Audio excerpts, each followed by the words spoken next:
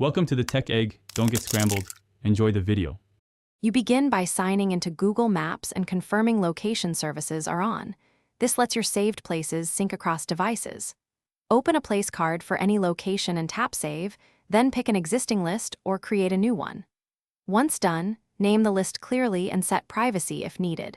Lists stay in your account. Make sure syncing is enabled in app settings so changes appear on both phone and desktop without extra steps. You now organize saved places so they're useful for planning. Go to your places, then Saved, and open a list to reorder items or tap a place to add notes, labels, or change its pin color for visual priority.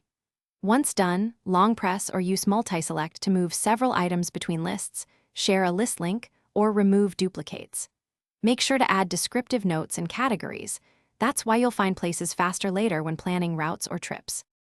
Finally, put saved places to work. Open a list when building directions, add stops to routes, or download lists for offline use. You can share a list link or invite collaborators with edit rights to co-plan. If changes don't appear, make sure you're signed into the same account, update the app, and enable background sync. Clearing cache often resolves stuck items.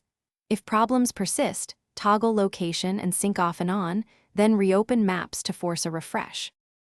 Thanks for watching. Consider subscribing if I helped unscramble your problems.